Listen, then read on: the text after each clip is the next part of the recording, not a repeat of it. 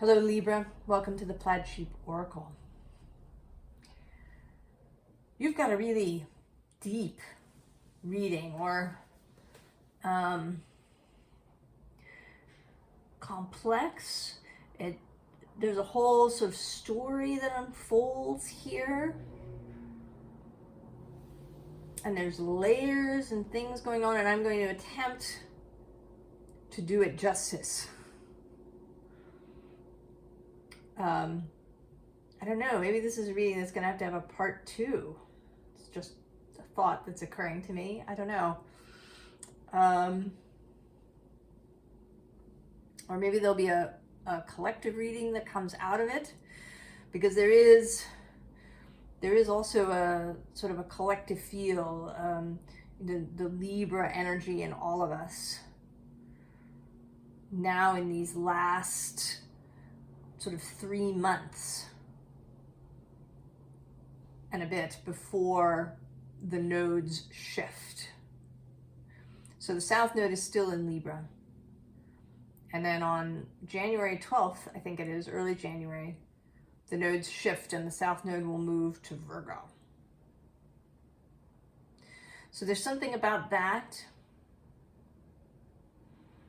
about something that's happening for all of us through this. I've been pulling a card from my newest oracle deck, the Wisdom of the Sacred Bee. And the card that came out, so interestingly, is Architecture. And then the unseen underlying, which is what I think of as the bottom here of the deck, is Discipline.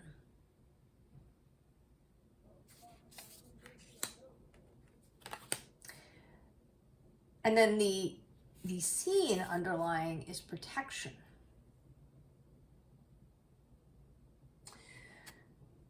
So there's something about what you've been building, or what you have built, that you built something that was meant to be protection. Whether that's literal, right? One builds a shelter, a house, something that is protection against the elements. But, right, we're in the tarot realm, so really we're talking about the metaphorical. And it can be, individual things. You've built some, financial structure that is meant to be protective. You have a 401k or an IRA, you've got investments, you've done things in this way. Or maybe it's the job that you've decided to take that is, that provides protection. It could even be a relationship, a marriage, that provides protection in some way. And this can be both financial, material protection. If you marry somebody who has wealth, or who, is materially has a lot of resources. Or it's about kind of emotional protection. Maybe you've married somebody who, takes care of your emotional needs.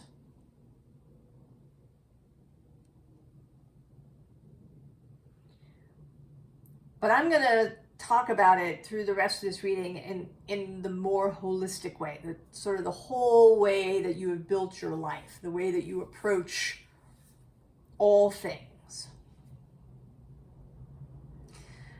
Now, the interesting thing is that under protection, we have redemption. So to redeem, in its most basic sense, is to re-exchange. If you take something to a pawn shop and you leave it there, they give you money. And then later, if it's still there, you can go back and then you give money and they give you the object back, and you have redeemed this. Then in a spiritual sense, when we talk about redemption, it's kind of like we're buying our soul back. We're buying back integrity. We're buying back, these very fundamental things that we might have exchanged for example, protection.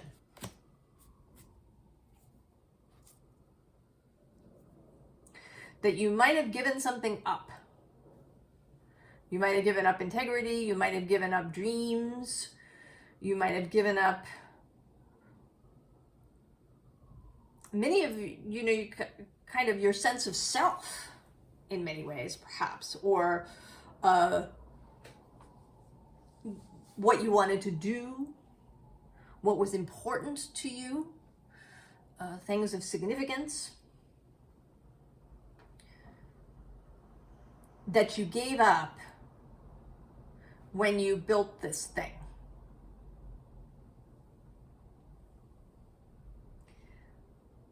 And now there is the opportunity to redeem what you gave up.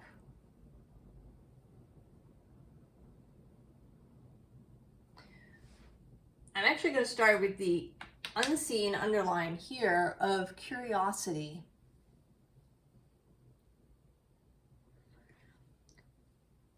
Perhaps when you give something up, if you do it early enough, you may forget. You forget an old dream, you forget something that really meant something to you when you were very young.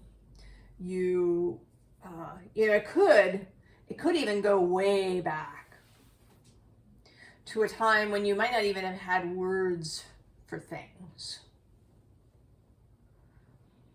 That you gave up something. I want to say, almost like a light, or right, some aspect of yourself that you exchanged to feel safe.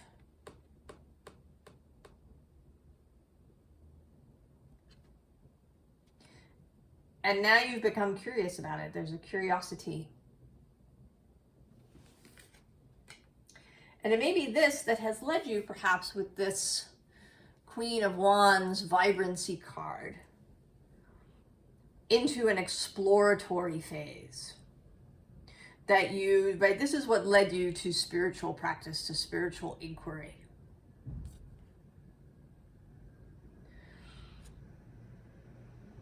Something didn't feel right. You had a curiosity about why, maybe, curiosity about why life felt flat.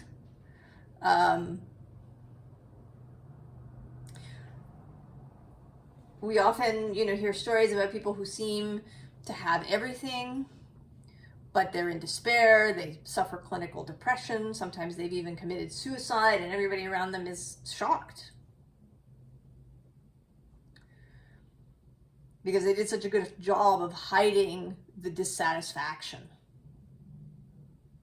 the pain, the something, that all of this apparent success was hiding something, right? This architecture that was built of success and having, the perfect marriage and the perfect job and the perfect children and, right, whatever it is. And below this, we have this Five of Wands, which says competition, but I think it's here really just this, right, like the energy of dissatisfaction, the energy of, right, that something isn't right. And actually below that is the Magician. And then the Empress, who is Venus, who is your guide. And below that is this, right, this Sword of Clarity.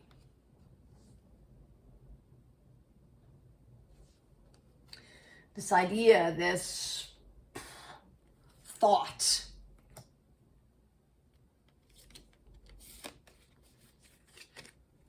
So you began this inquiry, this journey,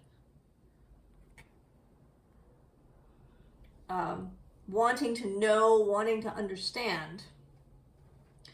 And so you got in your boat and you began to run into new ideas, new thoughts, a new conception of reality.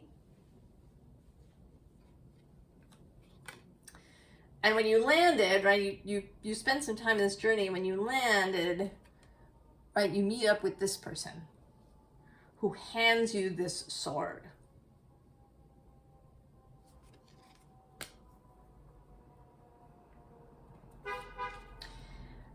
And this creates the determination. The determination and perhaps the discipline that is required really for change. That whenever, we slip back into a difficult space, into thinking about things in the old way, that we have the discipline to come back and get back on the path. And this isn't done through self-attack or through self-criticism, through harsh methods. This is the Justice card.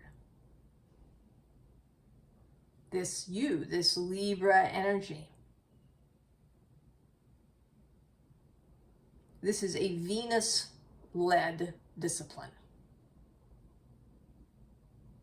that's about following the heart, what we love, what's important to us, what we value, the emotional states that we value, kindness. But there is also a determination here. Right, I often see her as having taken the sword and planted it on this spot, like with an audible click as it meets the marble.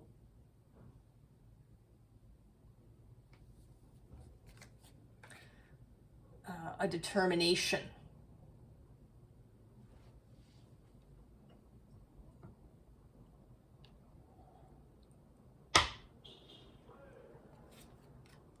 And then the Lovers.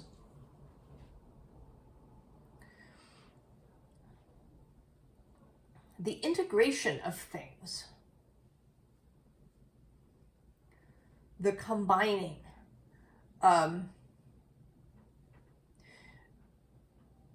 Not just listening to both heart and mind, but a synthesis, an integration of those two things.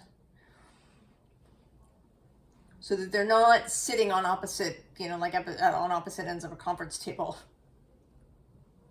Right? That they are integrated.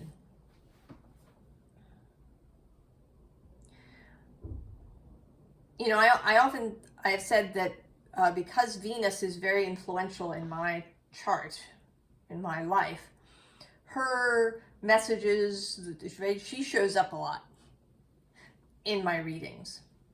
And another thing that shows up a lot is this idea of the synergy of opposites. My chart has a lot of the opposition happening. The primary aspect that appears in my chart is one of oppositions.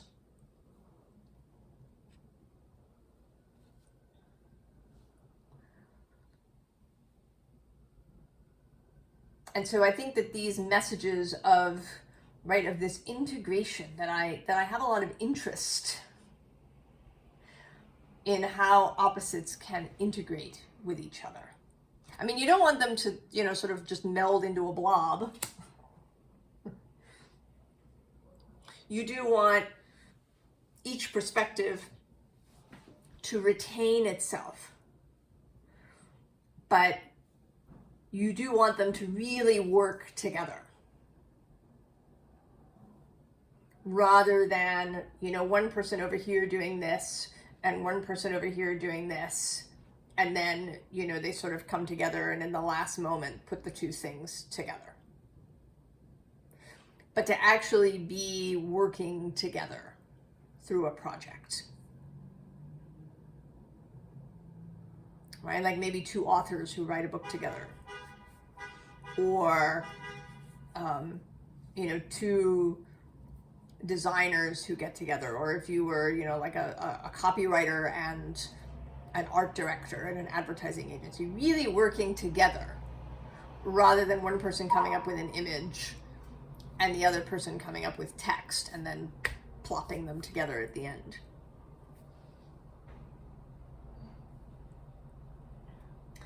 So then again with the underlying this, right, there's this nurturing, this self-watering.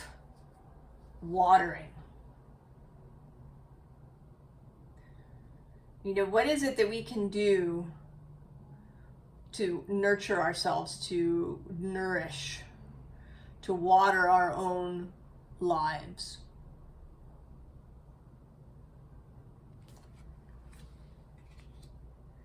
And that maybe is happening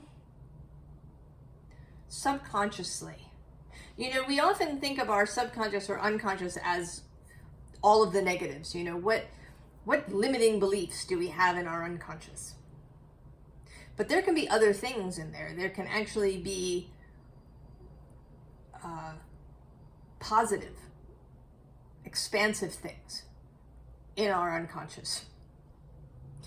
I think there can be that the unconscious can also be working to nourish us. That maybe it takes us to places, or we, you know, get ideas to go do something. And we often talk about these as, you know, coming from source or, you know, intuition, but maybe they're also coming from us, from our own unconscious space, from some of those things we have forgotten. That there may be, you know, this kind of underlying optimism.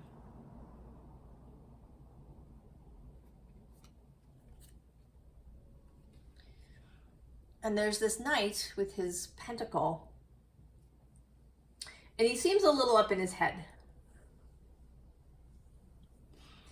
Or a little bit, right? He's a little bit, you know, he's facing here, he's facing this 5 of Wands again, which here is looking a little, right?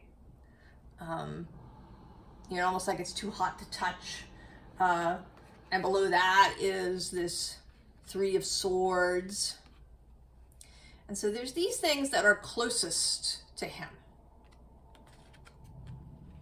Right? Perhaps competition, perhaps conflict, you know, painful thoughts.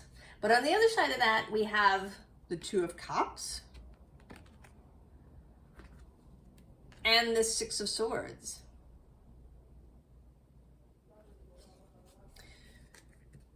So the question is, can we see beyond? Can we see beyond some of these things that feel imprisoning? Right, we have this, we also have this elephant, right, standing on our cups.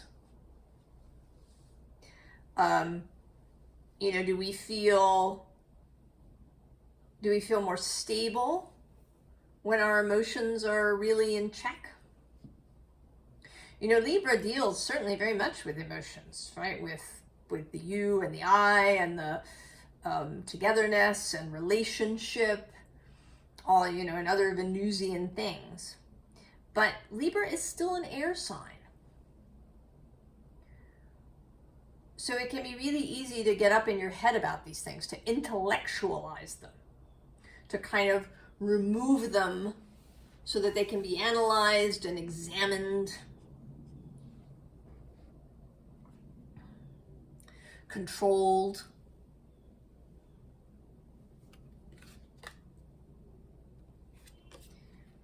And this can create this sense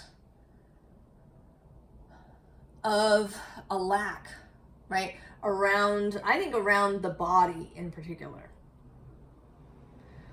The ways in which we limit our sensual experience, the ways in which our body is kind of put in the corner, the ways in which we uphold, right, the intellectual, the airy aspects are the most beautiful. Right? A lot of Western philosophy and philosophy in general and religious thought and spirituality, right, is about this transcendence, about rejoining, right, being one with spirit. And certainly the modern world is very divorced from the physical. It's very digital.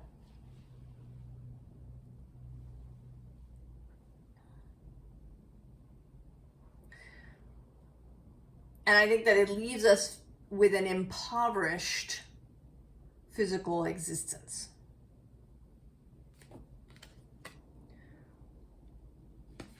But it doesn't have to be. Here, the Lady of Pentacles, the Page. A relearning of the body, of the physical, of the animal body, of the physical world, of its importance, right? That it is, right? It's the expression of spirit here. It's not just, a vehicle for our spirit to walk around in. It is the expression of spirit.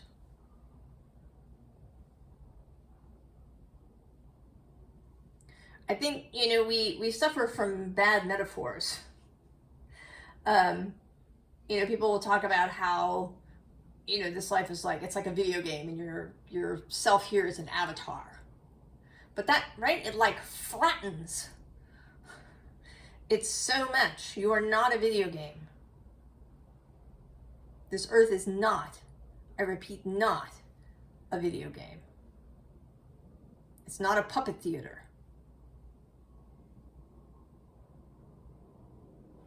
This is source. We are source.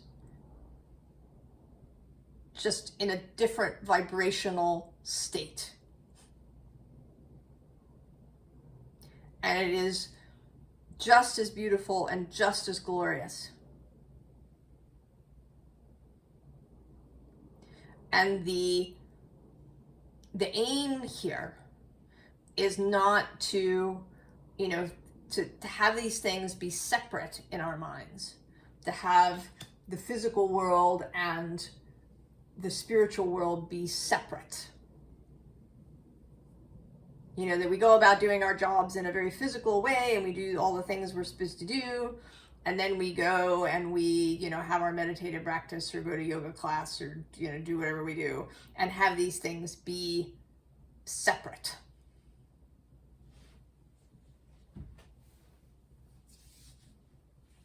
That's how you get disturbed things, around religion and spirituality when these things try to be separated out.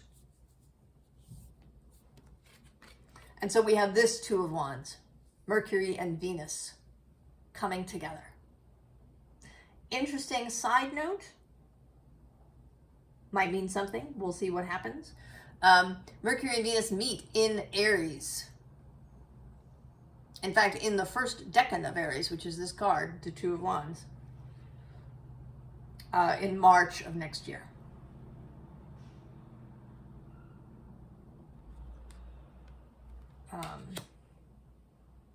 Of course, right, all of this is related. All of it is like a tapestry. It is an unfolding.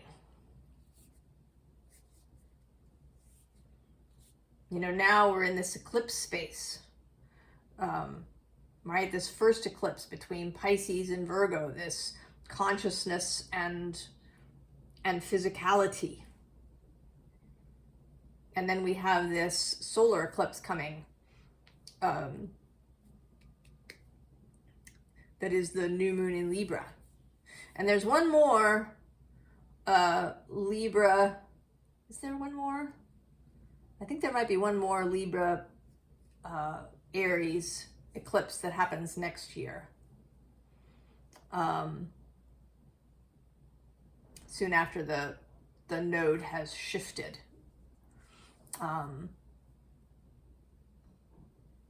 But then it's, you know, then it's fully Pisces Virgo.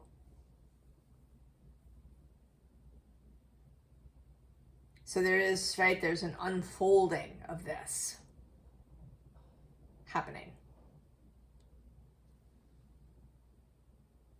So then we have the Ace of Pentacles here on the bottom. And I think this, right, this creates an entirely new reality for you.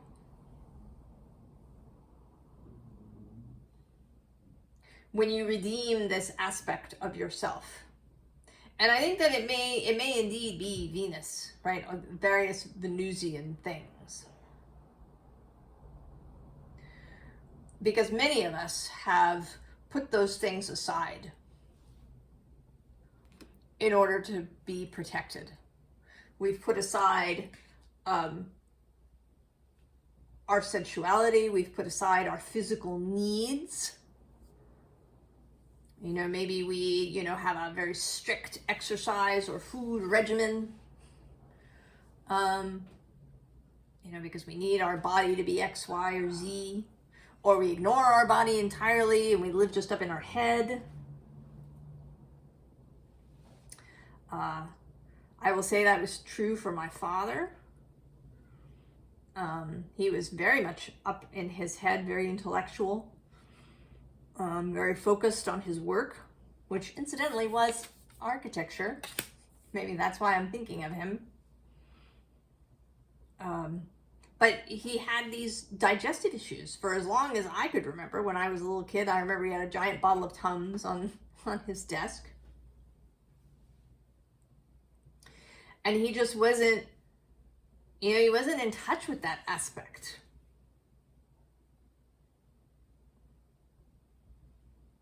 You know, his body was something that he just wanted to work.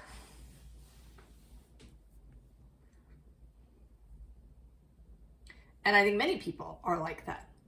Or they, you know, they wanted to look a certain way, or to be, you know, athletic in a particular way. You know, we do these things to the body.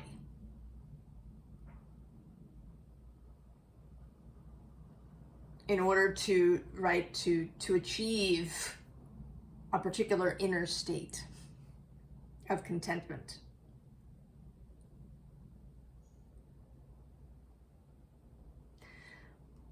And I think this,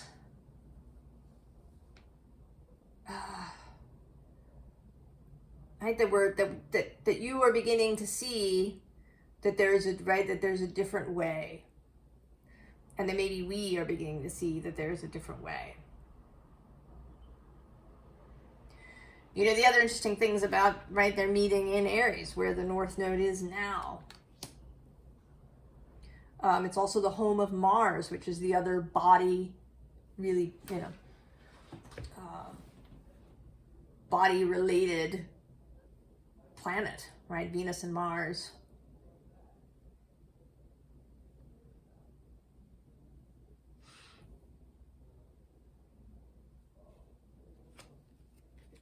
So then death, right? Transformation. They may feel really frightening, that, right, there are some inner bits that may resist this strenuously. I certainly experienced that. I've experienced it during this eclipse space. Pushback. Pushback from certain motivations, certain aspects of myself to what wants to come into being. And right below this card we have the Eight of Swords.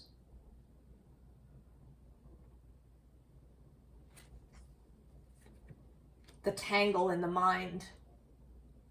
Now the next 4 cards are all major arcana. We have the High Priestess, the Hierophant,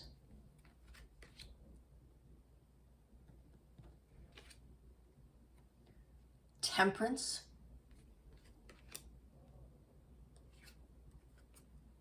and the Star.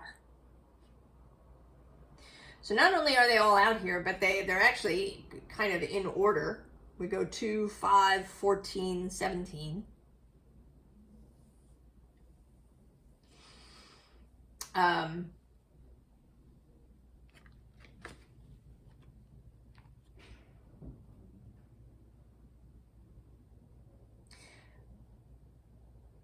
And this, right, this sense of emotion here, particularly with the High Priestess, right? She's got the moon that she's kind of creating or holding here. And then the Hierophant, who is linked to Taurus, very much the body.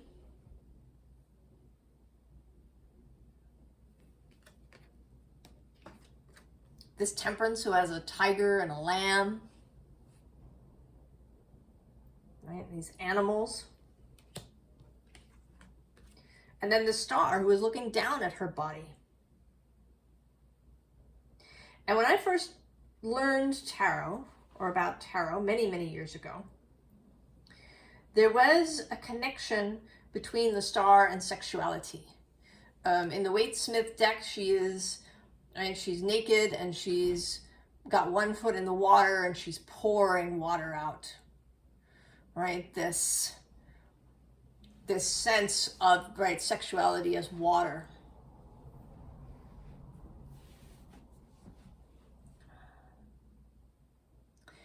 And that if you suppress and repress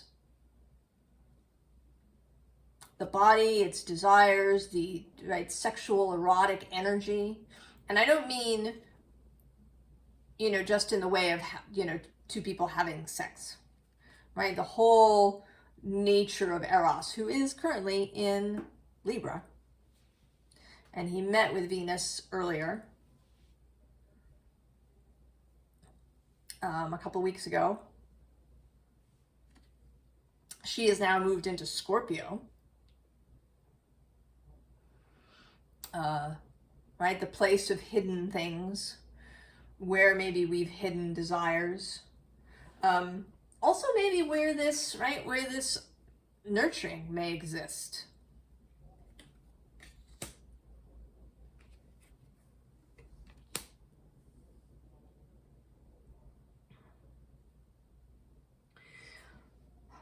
So because they are major arcana, there's a sense of the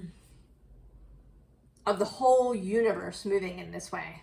And I was actually listening this morning to Rick Levine talking in a podcast about, this sort of nature of atomic Venus and Mars.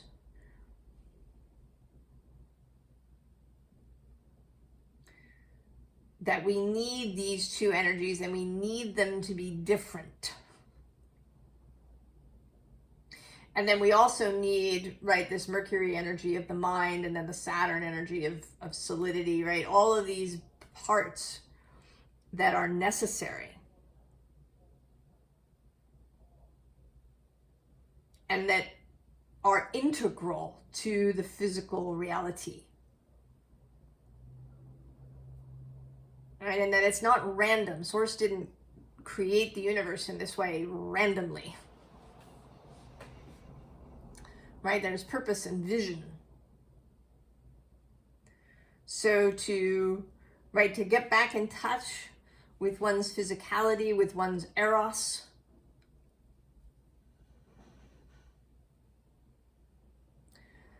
and then to integrate that with this spiritual understanding. And so we come to an end here with these more ethereal decks, we have You Got the Love. And I'm not even going to read the subtitle because it's not relevant. Just You Got the Love. And right below that is the Healing Lagoon. And that does say rejuvenate, recovery, time to heal, it's safe to stop, redemption.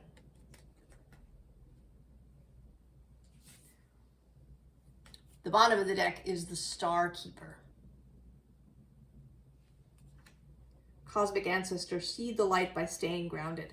So again, this connection, the above and the below, and that they are not, that it's not, it's right, it's not a causal thing.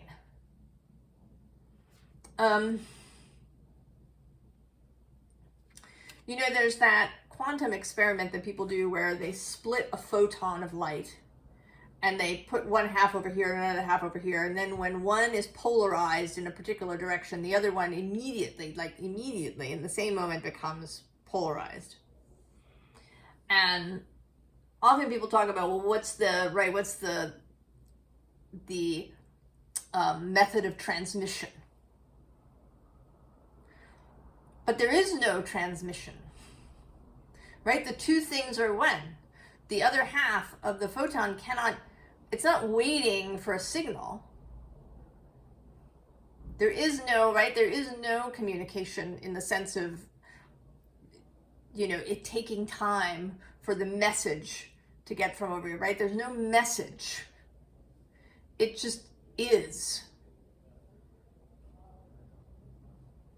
Right? The second half cannot do other than be like the first half because they are one. So in the above and the below and the below and the above, right, that they are the same. That it is, right, it isn't like a cause and effect thing, that it is just, it just is. And hopefully I'm making myself understood. So then you get the Cosmic Heart. Devotion, potency, make your life a moving prayer. This is kind of this discipline thing.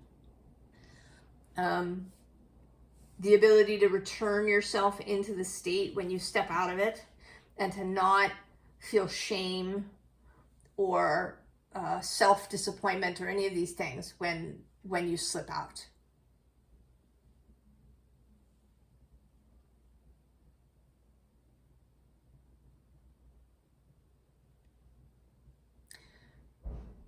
I promise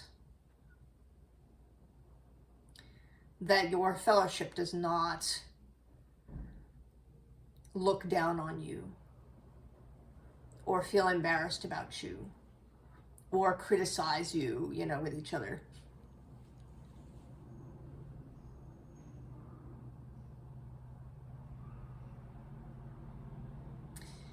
And that can be difficult too. You know, we build walls when we, you know, because the love we received when we were children was imperfect, and sometimes very imperfect. And it can feel deeply vulnerable.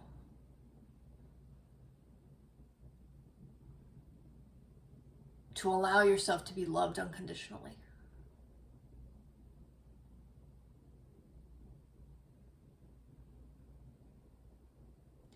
Without judgment.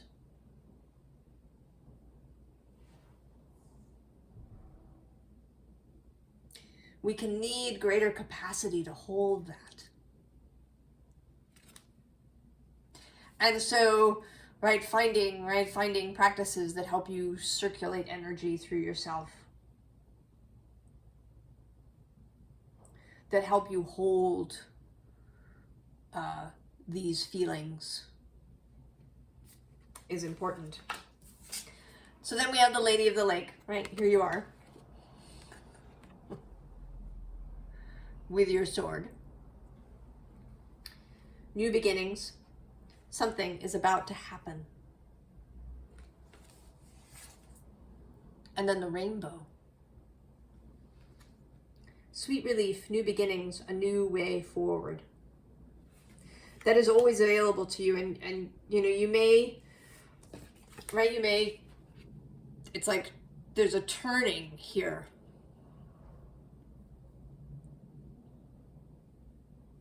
That happens. And you may, right, you may turn back and forth many times before you finally turn this way and continue on. And that's okay. Just return yourself each time. And again, I'm going to start here on the bottom, right? The Seven of Pentacles. The nurturing, the watering, the discipline, the devotion. Devotion to redemption. To redeem, not because you did anything wrong, right? Often we talk about redemption as, you know, you did something bad and now you have to redeem yourself. This is just redeeming what you sacrificed on the altar of protection.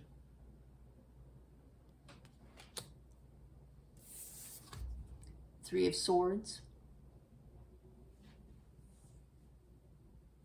Right? That internal scream. The silent scream, perhaps, that's been going on. Followed by the Eight of Cups. Right? Choosing, repeatedly, choosing the light. And moving towards this energy.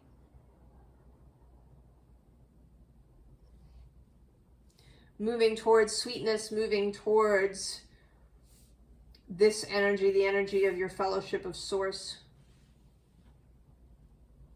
of love,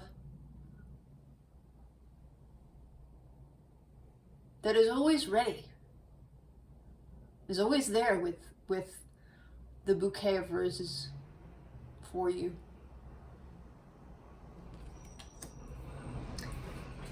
And that takes us to strength. And right here, with this, right, this integrated person.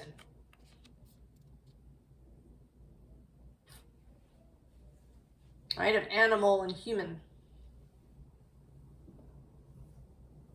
Of body and mind, of male and female people.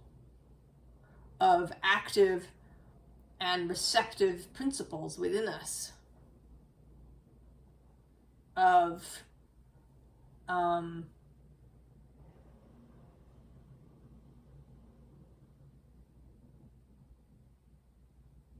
openness and reserve.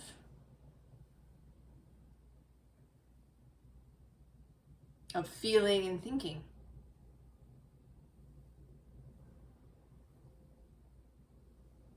All the ways that those things which are different can come together and work well together. Not just work, you know, separately and then come together later, but actually be working together in the same space.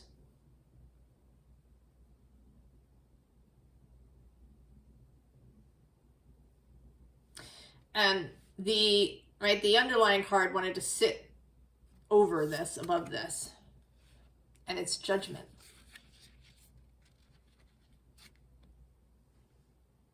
The above and the below, the release. There may be a surrender, but also a receiving, right? This image can be seen perhaps in both ways, right? The body releasing upward and the spirit coming downward.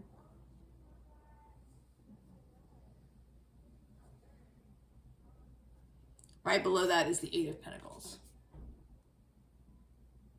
That, right? And then, actually I'm going to go one further and say the Six of Wands and victory. You know, we often, right, we're searching for our purpose in life. But I think that on a grand scale, right, our purpose, our work, our Eight of Pentacles is to achieve this integration, this this holy marriage, this hieros gamos.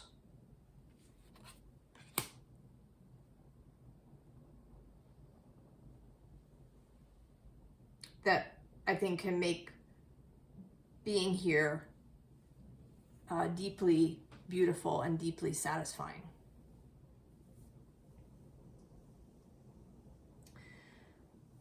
So I hope that made sense. I mean, there was even some more sort of underlying stuff that I didn't talk about. We could have been here for 2 hours, I think, if I had. But I hope that it is helpful. And I hope that you are doing okay in this eclipse space. And that you can feel optimism about your and our future. And I'll see you next time, Libra. So long.